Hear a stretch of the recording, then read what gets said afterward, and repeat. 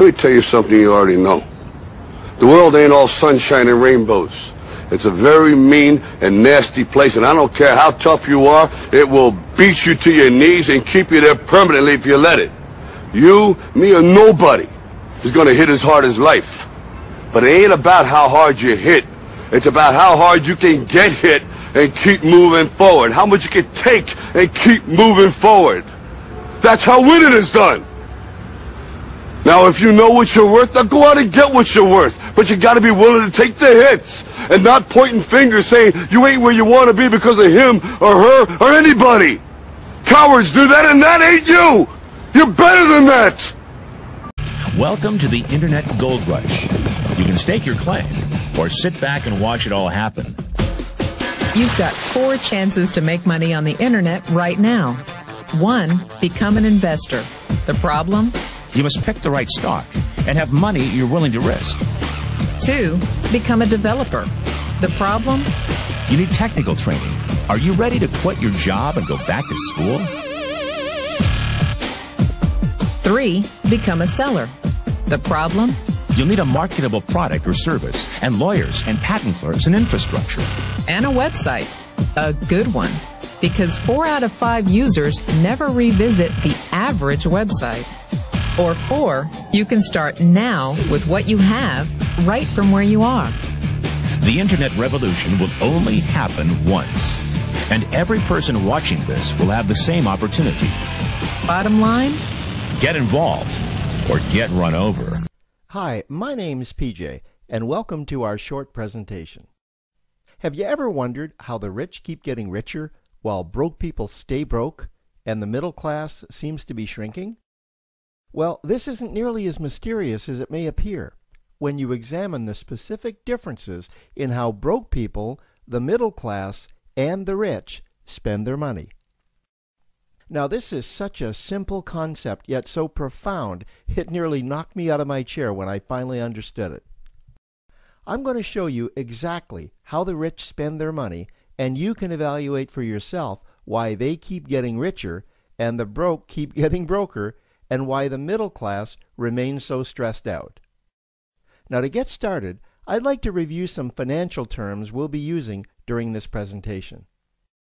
The terms that you need to be familiar with are cash flow, which means money you bring in, expenses, which means money you spend, assets. Now, this is the most confusing one. You're probably familiar with the traditional definition of an asset, which is something you own or have equity in.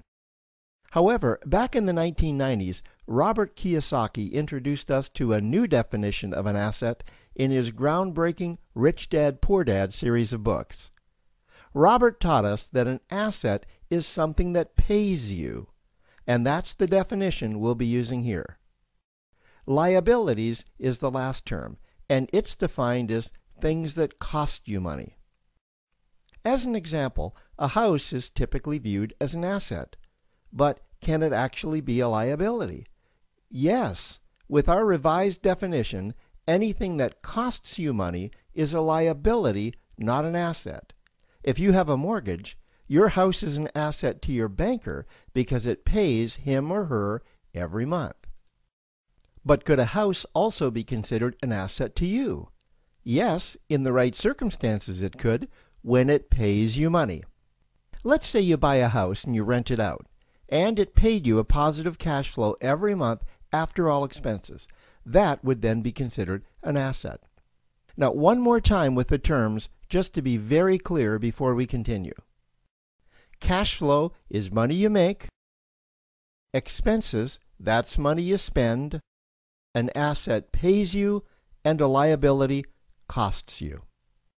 Now let's take a look at how broke people spend their money. Now, when I say broke people, I'm not referring to the destitute. I'm speaking about that large portion of our society that lives from paycheck to paycheck and who never seem to have any money.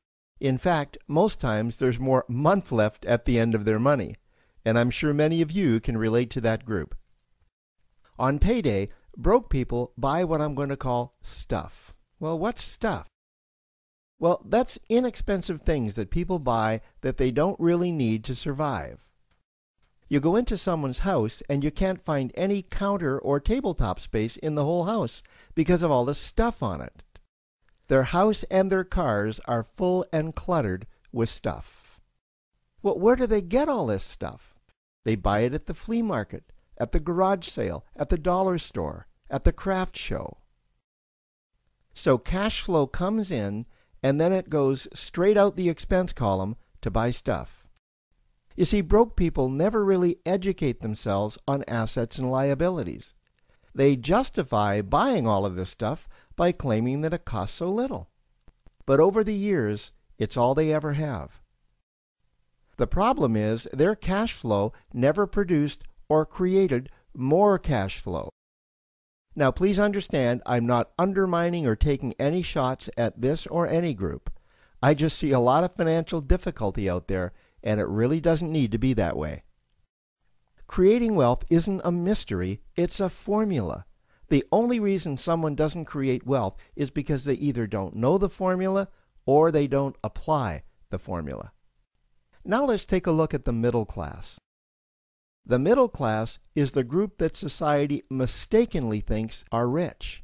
They're not. Yes, they typically earn a six-figure income, and many of them appear rich, but it's what they buy with their money that keeps them prisoners of the middle class. What they typically buy are liabilities. Remember the definition of a liability? Things that cost you.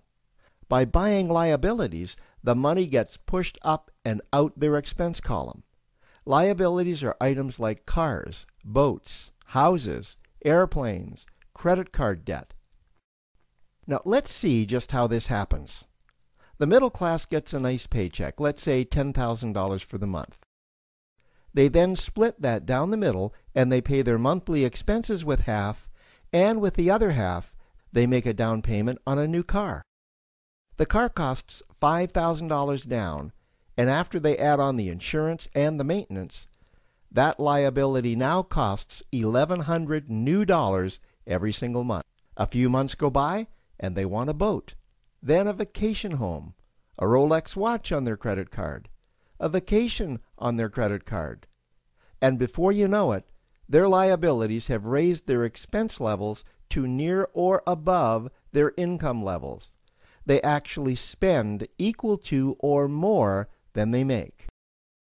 Meaning that they have to go to work and make a certain amount of money every single month just to cover their liabilities. The other important issue with both broke people and the middle class is that normally all of their cash flow is dependent on their own effort, meaning that they've educated themselves to exchange their knowledge and expertise for someone's money. Also, the money they earn is usually the highest taxed form of income. Here's an example. An attorney is knowledgeable about law, so people pay him or her in exchange for that knowledge on an hourly basis. The problem here is that if the attorney isn't sharing that knowledge with a client, then the attorney isn't making any money. This causes lots of stress and anxiety in their lives, and if you ever ask them to take an afternoon off to play golf with you, well, they very rarely can because of how much money it'll cost them to take that time off. On the surface, life's pretty good. The reality is that it's a roller coaster ride. That's the middle class. Now, I know this group very well because for a great deal of my adult life, that was me. Now let's take a look at how the rich people spend their money. Rich people acquire assets. Again, an asset is something that pays you. If you want to become rich, buy assets that earn you more money. The money cycle looks like this. Acquire assets that produce cash flow, invest the profits to acquire more assets that produce more cash flow, invest those profits to acquire more assets that produce more cash flow. The rich spend their money and acquire things that produce more money. Here are a few examples of assets that produce more money. Investments are the obvious ones: stocks, bonds, real estate. Education is another asset. If you learn how to do something that produces more money for you and you actually do it, that's buying an asset. There's a great quote that goes, "If you think education is expensive, you should see how expensive stupidity is." Another example of assets you can acquire that pay you are cash-generating opportunities, especially those opportunities that can create a passive cash flow. Passive meaning that once you build it up, the money continues to flow whether you're still building it or not. Here's a small example. Let's suppose you bought a pinball machine and you put it in a barber shop, and you don't spend any of the profits. You save them until you can buy another pinball machine and put it in another barber shop. This, by the way, was Warren Buffett's first business. If you don't know who Warren Buffett is, he's one of the top 2 richest men in America. The rich are extremely eager to find those passive cash-generating opportunities because those opportunities continue to pay them month after month, year after year, long after they've stopped working the opportunity. You know, I see this happen again and again with successful entrepreneurs. They find a passive cash flow stream that they build up, and it continues to pay them month after month, year after year. They then take those profits and multiply them in another passive cash-generating opportunity, and then again in another. In conclusion, here's what I've learned over the years. You can't find these passive cash-generating opportunities unless you're open to hearing about them. Then, once you find them, you must be willing to see what fits you and then act. Now, the reason I say this is that I once answered a hokey little ad that I ended up generating 7 figures from, simply because I answered that ad and then took action. These opportunities are out there, you just need to find them. You also must be opportunistic enough that when the right situation does present itself, you don't miss it. So remember, broke people buy stuff, the middle class buy liabilities, and the rich acquire assets, preferably cash-generating opportunities that can create passive cash flow. They then take that cash flow and invest it in another asset that produces more cash flow. That's the wealth creation formula. Now, I trust you found this introductory information helpful. Now, to learn about one of the greatest cash-generating machines on the planet, click on the link below to proceed to step 2. Let me tell you something you already know. The world ain't all sunshine and rainbows. It's a very mean and nasty place, and I don't care how tough you are, it will beat you to your knees and keep you there permanently if you let it. You, me, or nobody is going to hit as hard as life.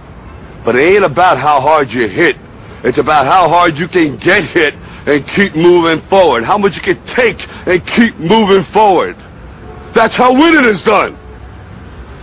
Now, if you know what you're worth, now go out and get what you're worth. But you got to be willing to take the hits and not pointing fingers saying you ain't where you want to be because of him or her or anybody. Cowards do that, and that ain't you. You're better than that.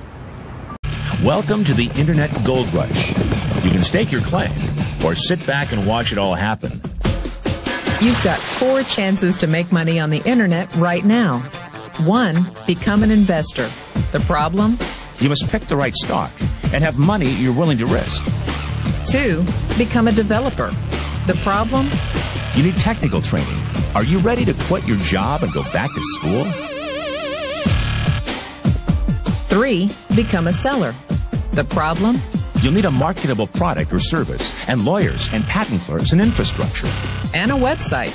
A good one. Because 4 out of 5 users never revisit the average website. Or 4, you can start now with what you have right from where you are. The Internet revolution will only happen once. And every person watching this will have the same opportunity. Bottom line? Get involved or get run over.